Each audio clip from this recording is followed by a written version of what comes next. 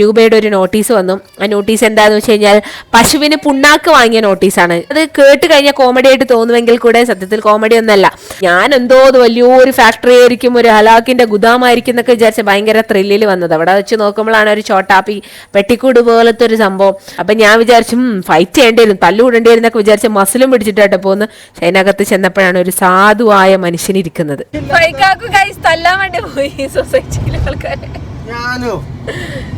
പിന്നെ ഇന്നല്ലേ പറയണേ, ഇന്നെ കുറിച്ച് വെറുതെ ഇല്ലാത്ത പറഞ്ഞാൽ ഞാനും പറയും.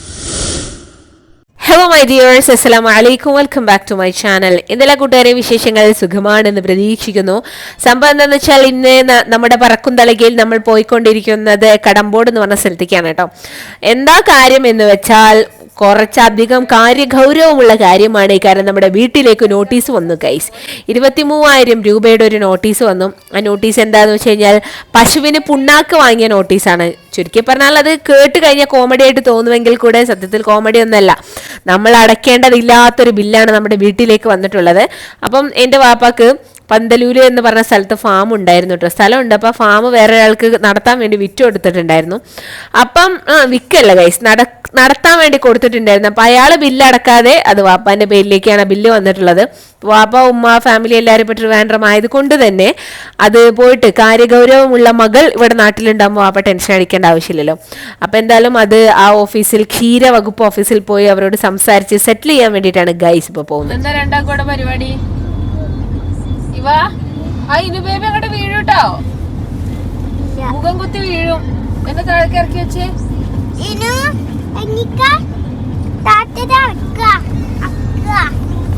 വാപ്പ പറഞ്ഞിട്ടുണ്ടായിരുന്നു പോയിട്ട് ആ ബില്ലൊക്കെ സെറ്റിൽ ചെയ്ത് പോകുന്നോണ്ടോന്ന്. പക്ഷെ നമ്മൾ എന്തിനാ പൈസ കൊടുക്കണം? കാരണം വാപ്പ ഇല്ലല്ലോ ആ പൈസ ഉപയോഗിച്ചിട്ടുള്ള, അല്ലെങ്കിൽ വാപ്പ പശുക്കൾക്ക് വാങ്ങിച്ചിട്ടുള്ള പുണ്ണാക്കല്ല, വേറെ ആരോ ഉപയോഗിച്ചത് വാപ്പാന്റെ പേര് കഴിച്ച ബില്ല് നമ്മൾ അടക്കേണ്ടതില്ല എന്നാണ് എൻ്റെ ഒരു വശം. അപ്പം നമ്മൾ എന്തായാലും അത് സംസാരിച്ച് സെറ്റിലാക്കാൻ വേണ്ടിയിട്ട് പോവുകയാണ്. വാപ്പ പാവം ആ ബില്ലൊക്കെ പേ ചെയ്ത് അതിനി ഒരു പ്രശ്നമാക്കണ്ട എന്നുള്ള രീതിയിലൊക്കെ സംസാരിച്ചു. പക്ഷെ നമ്മളതിന് റെഡിയല്ല. വാപ്പ എന്ന് പറഞ്ഞു കഴിഞ്ഞാൽ ഈ പൈസയുടെ കാര്യത്തിലൊക്കെ ഭയങ്കര പക്കയാണ് കേട്ടോ. കടം കൊടുക്കാനുള്ളത് പെട്ടെന്ന് തന്നെ കൊടുത്ത് തീർക്കണമെന്ന്. പക്ഷെ ഇത് കടമല്ലല്ലോ ഗൈസ്. അപ്പം എന്തായാലും നമ്മളത് പറഞ്ഞ് സെറ്റിൽ ചെയ്ത് കഴിഞ്ഞാൽ അവർക്ക് മനസ്സിലാവുന്നുള്ളൊരു പ്രതീക്ഷ ഉണ്ട്. കാരണം നമ്മളത് കൊടുത്തതിനൊക്കെയുള്ള രേഖകളും കാര്യങ്ങളെല്ലാം ഉണ്ട്. പിന്നെ വാപ്പ പറഞ്ഞതുമാണ് ഇനി മുതൽ നമുക്ക് അവിടെ ഇടപാടില്ല എന്നുള്ള കാര്യം. അപ്പം എന്തായാലും ചുരുക്കി പറഞ്ഞാൽ നമ്മൾ കടമ്പോട് പന്തലൂർ ക്ഷീരോത്പാദക സഹകരണ സംഘത്തിൽ എത്തിയിട്ടുണ്ട്. ഞാൻ എന്തോ അത് വലിയൊരു ഫാക്ടറി ആയിരിക്കും, ഒരു ഹലാക്കിന്റെ ഗുദാമായിരിക്കും എന്നൊക്കെ വിചാരിച്ച ഭയങ്കര ത്രില്ലിൽ വന്നത്. അവിടെ വെച്ച് നോക്കുമ്പോഴാണ് ഒരു ചോട്ടാപ്പി പെട്ടിക്കൂട് പോലത്തെ ഒരു സംഭവം. ഞാൻ ഈ സൊസൈറ്റി ഒന്നും ഇതുവരെ കണ്ടിട്ടില്ല. അപ്പൊ ഗൈസ് ഇതാണ് കേട്ടോ സൊസൈറ്റി. ആളുകൾ പാല് കൊണ്ടുപോയി കൊടുക്കുന്നതും പാല് ഡിസ്ട്രിബ്യൂട്ട് ചെയ്യുന്നതൊക്കെ സൊസൈറ്റിയാണ്. ഞാൻ പിന്നെ അതിന്റെ അകത്തേക്ക് പോയില്ല. ഇനി അവരെല്ലാവരും കൂടെ എന്നെ ആട്ടി പിടിച്ച് പുറത്തേക്ക് ഇടണ്ടെന്ന് വിചാരിച്ച് നമ്മൾ ഓഫീസിലേക്ക് പോകാമെന്ന് വിചാരിച്ചു. അപ്പോൾ നമ്മുടെ ഓഫീസ് വരുന്നത് അവരുടെ ഓഫീസ് വരുന്നത് ഫസ്റ്റ് ഫ്ലോറിലാണ് കേട്ടോ. അപ്പോൾ സൊസൈറ്റീൻ്റെ ആ പാലൊക്കെ വെക്കുന്ന അവിടെ നിന്ന് അങ്ങോട്ട് സൈഡിൽ കൂടെ ഒരു സ്റ്റെപ്പൊക്കെ കയറിയിട്ട് അങ്ങനെ വേണം പോകാൻ. അപ്പം ഞാൻ വിചാരിച്ചു ഫൈറ്റ് ചെയ്യേണ്ടി വരും, തല്ലുകൂടേണ്ടി വരും എന്നൊക്കെ വിചാരിച്ച് മസിലും പിടിച്ചിട്ടായിട്ട് പോന്ന്. അതിനകത്ത് ചെന്നപ്പോഴാണ് ഒരു സാധുവായ മനുഷ്യനിരിക്കുന്നത്. അതിന് ചോദിച്ചതിന് മറുപടി ഞാൻ എന്നിട്ട് രണ്ടു വട്ടമായിട്ട് എന്റെ പടം കുടിച്ച് തല്ലാൻ വേണ്ടി പോയി സൊസൈറ്റിയിലെ ആൾക്കാരെ. ഞാനോ പിന്നെ ഇന്നല്ലേ പറയണേ, ഇന്നെ കുറിച്ച് വെറുതെ ഇല്ലാത്ത പറഞ്ഞാൽ ഞാനും പറയും. ഞാൻ എന്താ പറയാ, ഉത്തരവാദിത്ത ബോധം കൊണ്ട് ഞാൻ നോർമൽ ടോണിൽ നിന്ന് മാറി കുറച്ചധികം സീരിയസ് ടോണിൽ പറഞ്ഞു. അതിനാണ് കാര്യങ്ങൾ കാര്യഗൗരവത്തോടു കൂടെ സംസാരിക്കണ്ടേ. കാര്യങ്ങൾക്ക് ആ ഒരു ഗൗരവമുണ്ടോ, അല്ലാതെ മുണ കാണിക്കേണ്ട കാര്യമില്ല. ഓലെന്തേലും ഡീസന്റ് അല്ലാത്ത രീതിയിൽ സംസാരിച്ചിട്ടുണ്ടെങ്കിലോ അല്ലെങ്കിൽ ഇനബേബിയും ഇവമോളും തല്ലുകൂടി കരച്ചിൽ പാട്ട് തുടങ്ങിയിട്ടുണ്ട്. ഞാനതൊന്നും മൈൻഡ് ആക്കാൻ നിന്നില്ല. സത്യത്തിൽ എന്താണെന്ന് പറയും, ഞാൻ ഇൻട്രോയിൽ പറഞ്ഞ പോലെ തന്നെ കുറച്ചധികം മസിൽ പിടിച്ച് തല്ലുകൂടേണ്ടി വരും വിചാരിച്ച് പോയതാ. വാപ്പാന്റെ ഉമ്മാനെയും കാര്യമാകുമ്പോൾ ഒരു തരത്തിൽ ഇഞ്ചിന് ഞാൻ വിട്ടുവീഴ്ചക്ക് നിൽക്കൂല. വിട്ടുവീഴ്ചക്ക് നിൽക്കില്ല. അതാണ് കഥ.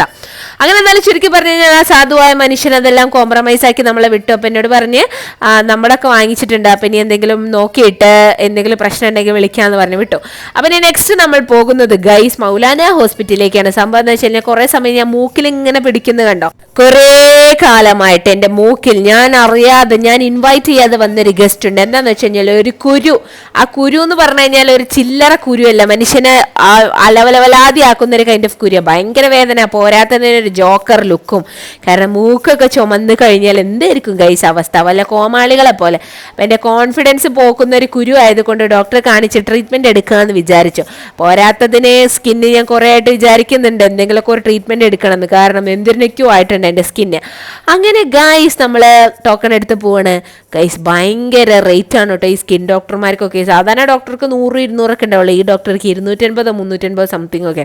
പിന്നെ പോരാത്തതിന് ഒരു നീണ്ട വെയിറ്റിംഗ്, അൺസഹിക്കബിൾ വെയിറ്റിംഗ് ആയിരുന്നു കേട്ടോ. ഫൈക്കാക്കൊക്കെ കുറേ സമയം ഇരുന്ന്, ഫൈക്കാക്കുവിൻ്റെ മൂക്കിലെ കുരു എന്ന് പറഞ്ഞിട്ട് തന്നെ എന്തോ മാതിരി പ്രാന്തേക്കണം. മൂക്കിലെ കുരു അതൊക്കെ ഞാൻ വല്ല കത്രി കൊണ്ട് വെട്ടിക്കീറി എടുത്ത് തരില്ല എന്നൊക്കെ ചോദിക്കണ്ടായിരുന്നു.